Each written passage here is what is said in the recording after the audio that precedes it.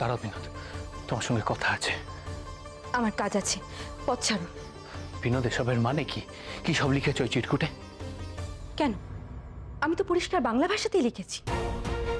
আজকাল আবার বাংলা পড়তেও ভুলে গেছেন নাকি? কথা ঘুরিও না বিনোদ।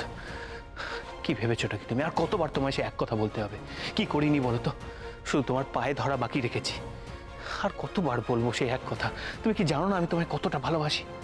কি করছেনটা কি আপনি? যে কেউ শুনে ফেলবে যে। শুনুক, শুনুক, তাতে আমার কিছু এসে যায় না। আজ হঠাৎ করে তুমি মা, কাকিমা, আশা এদের কথা ভাবছো, আর আমি বুঝি কেউ নই? আমার কথা তুমি ভাবছো না কেন?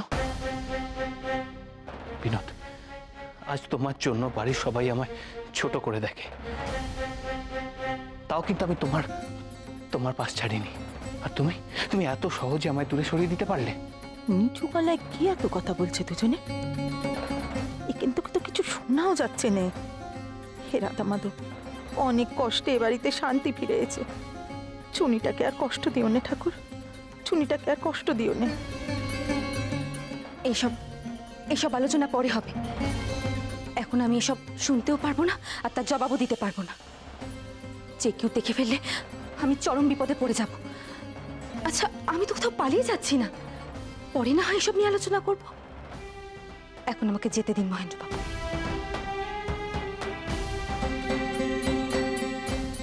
তাহলে কি এখনো মইন আর বিনোদিনী